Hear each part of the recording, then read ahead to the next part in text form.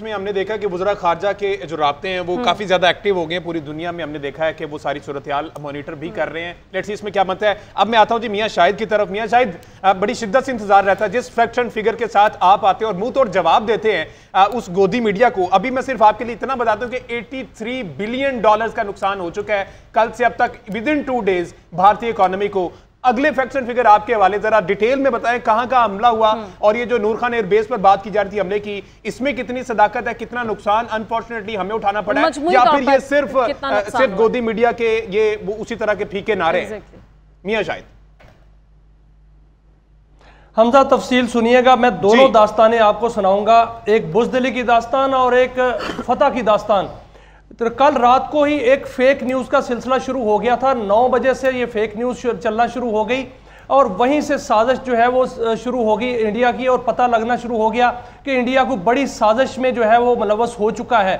और उन्होंने कहा कि बहरिया जो पाक बहरिया है उस तरफ जहाज़ जो है वो आ रहा है, वहाँ टेलीग्राफ से उन्होंने खबर फ्लोट की और उसके बाद ISPR ने कहा कि ये साजिश है, ऐसी कोई बात नहीं है फ़िलहाल जो ठीक है। और साथ ही फिर 2 बजे ये काम शुरू होता है और 2 बजे DG ISPR आते हैं। वो कहते हैं कि भारत ने अपने ही इलाके में जो है वो मिसाइल हमला किया है, यानी अपने इलाके में, वहाँ पर उधमपुर में और अमृतसर में 6 मिसाइल वहाँ फेंके और सिखों को ये बावर कराने की कोशिश की कि वो हमने फेंके हैं। और दूसरी जानिब दूसरा उन्होंने ये किया कि अफगानिस्तान में मिसाइल फेंका और मिसाइल अफगानियों को हमारे खिलाफ करने की कोशिश की।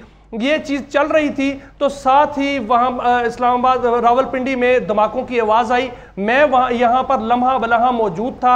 मैंने वहाँ देखा कि वहाँ पर जो मिसाइल आए थे, जो नूर खान एयरबेस पे आए और एक मुरीद एयरबेस पे आए, शोरकोट एयरबेस पे आए, इन तीनों जो मिसाइल हमलों को नाकाम बना दिया गया। वहाँ कोई नुकसान नहीं हुआ, जुज़वी नुकसान भी नहीं हुआ। आप अगर नूर खान एयरबेस को देखा है आपने तो उससे पहले एक ग्रीन बेल्ट है, वहां पर जो है वो मिसाइल गिराया गया है। जो शोरकोट एयरबेस है वहां पर भी नुकसान नहीं हुआ, जो मुरीद एयरबेस है वहां पर भी नुकसान नहीं हुआ। लेकिन फिर क्या हुआ?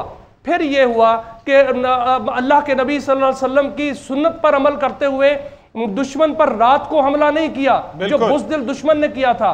सुबह होते ही फिर वो बयानुल मरसूस जो ऑपरेशन है उसका आगाज किया गया। अल फतेह जो मिसाइल है उसको छोड़ा गया। अल फतेह मिसाइल ने हमजा जो वहां पर तबाही मचाई है उसका मैं एक एक बात आपको बताता हूं। साथ ही J-17 थंडर जो है उन्होंने प्रवास भरी और J-17 थंडर ने वहां पर पलटना झपटना जब दिखाया तो वहां पर क्या हुआ वो सुनिए।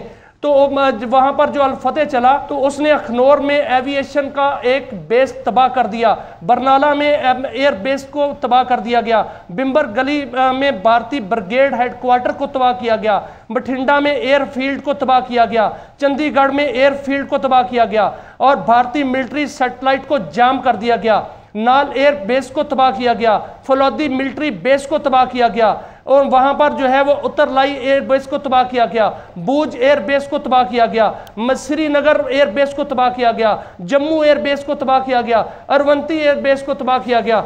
सुनिए हमजा और दास्तानें सुनिए, उनकी जिल्लत की दास्तानें। सरसा एयर बेल्ट जो है उसको तबाह किया गया, 2500 सर्विलेंस कैमरे जो हैं उनको हैक कर लिया गया, कई दिफाई सिस्टम जो है हैक कर लिए गए और उनका जो S-400 है उसको जो है तबाह कर दिया गया। डोम जो उनका आयरन डोम उन्होंने लगाया हुआ था इजराइल से लेकर उसको तबाह कर दिया गया, उधमपुर को तबाह कर दिया गया, सूरत एयरफील्ड को तबाह कर दिया गया। इसके अलावा जो है बरमूज स्टोरेज के 2 डिपो जो हैं वो तबाह कर दिए गए। बरमूज स्टोरेज आपको पता है बरमूज मिसाइल कौन सा है? जो परसों वो बकवास कर रहे थे ना कि कराची को इससे भस्म कर दो, कराची को फूंक दो, ये वो उनका गरूर था जो भस्म कर दिया गया। और श्रीनगर जो है एयरपोर्ट उसको वहां पर कर दिया गया। He should stop behaving like some kind of mad animal और उसको अब इस चीज़ को समझना चाहिए। मियां शाहिद, आपसे मैं जानना चाहूँगी, अभी साइबर सिक्योरिटी की भी हमने खबर दी कि साइबर सिक्योरिटी का भी भारत में एक तरह से जनाजा निकल चुका है। भारतीय मीडिया ने खबरें दी कि पाकिस्तान में ब्लैकआउट हो चुका है, तमाम शहरों में लाइट्स बंद है, लेकिन हमारे यहाँ अल्हम्दुलिल्लाह हर घर में इस टाइम TV भी चल रहा है, सब लोग इंजॉय भी कर रहे हैं अपनी फतह को और भारत की बौखलाहट पर उनका मजाक भी बनाया जा रहा है। 235 ग्रिड स्टेशंस बंद करने के इतलात है, और जिससे भारत के मुतादिद शहर हैं जो कि अभी ब्लैकआउट में हैं। इसके अलावा कुछ साइट्स भी बंद हो चुकी हैं, हैक हो चुके हैं। तो इस हवाले से क्या डिटेल्स हैं और कौन कौन से शहर हैं अभी भारत के जो कि तारीकी में? देखिए 6 मई से लेकर अब तक जो भारत को नुकसान हुआ है इकॉनमी का, मैं उस पे आता हूँ। अभी मेरी जो है बात हुई इंफ्रास्ट्रक्चर के जो माहिरीन हैं उनसे, आईटी के माहिरीन से हुई, मैकेनिकल के माहिरीन से हुई, और इसके अलावा मेरे मिसाइल टेक्नोलॉजी के माहिरीन से मेरी बात हुई है, इकॉनमी के माहिरीन से मेरी बात हुई है। उन्होंने बड़े इंकशाफ किए हैं। उन्होंने कहा है कि भारत का इस वक्त 70% जो इलाका है वो बिल्कुल ब्लैकआउट है वहाँ पे। वो इसलिए कि उनका तकसीमी निज़ाम, तरसीली निज़ाम जो है वो हैक हो चुका है।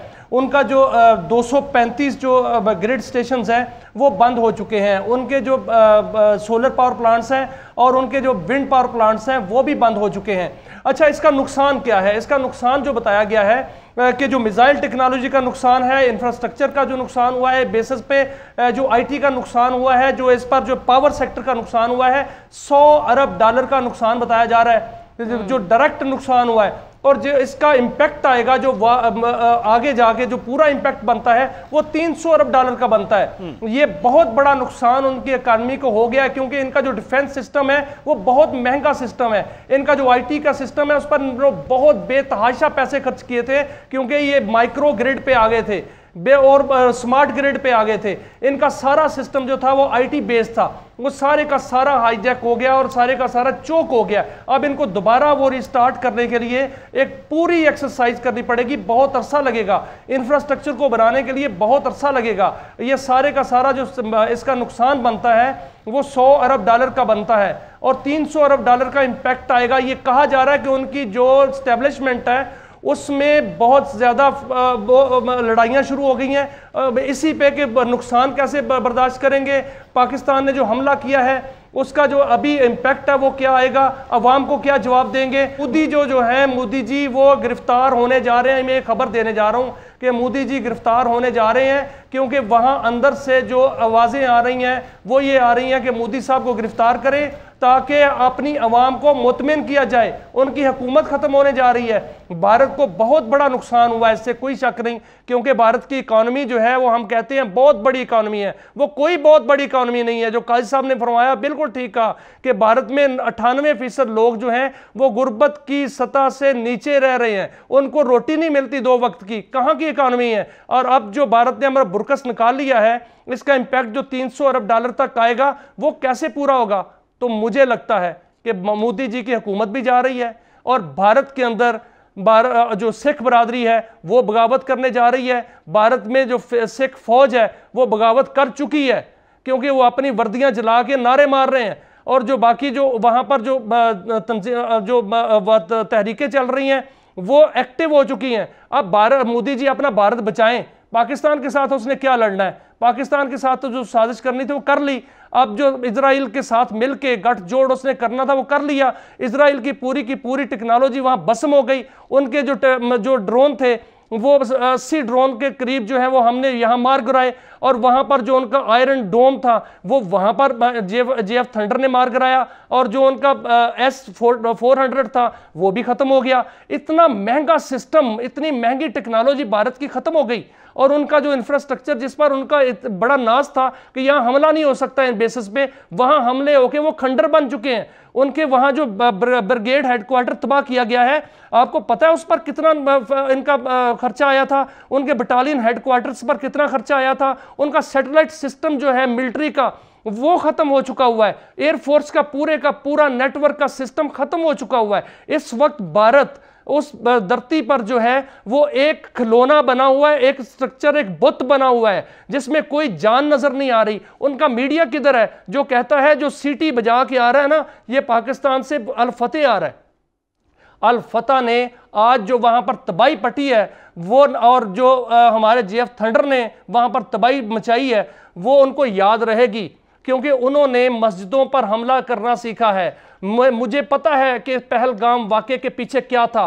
पहलगाम वाक़े के पीछे सबसे बड़ा जो गठजोड़ है वो इजराइल का गठजोड़ है। मैं इस पूरे नेक्सस को जो है वो सामने ला सकता हूं, क्योंकि मैं इस पे बाकायदा मैंने स्टडी की है कि ये हुआ क्या है। पहलगाम का वाक़या सिर्फ एक वाक़या नहीं है दहशतगर्दी का कि पाकिस्तान पर इस पर इल्ज़ाम लगा दिया। आप देखिए उससे पहले क्या हो रहा था। उससे पहले पाकिस्तान के मिसाइल प्रोग्राम पे बात हो रही थी, मिसाइल प्रोग्राम पे उस पर इल्ज़ाम लग रहे थे, और साथ जो है वो इजराइल की तरफ से बयानात आ रहे थे, गजा को तबाह किया जा रहा था। ईरान की तरफ जो है वो उनका एटमी प्रोग्राम खत्म करने पर जो है बात हो रही थी। पाकिस्तान खटकता है, पाकिस्तान असल में एटमी कुव्वत है, वो खटकता है। इसलिए पाकिस्तान के साथ जो इजराइल है, इंडिया के साथ मिलकर, मोदी के साथ मिलकर, इंडिया के मैं पूरे को ब्लेम नहीं देता, मोदी के साथ मिलकर साजिश कर रहा है।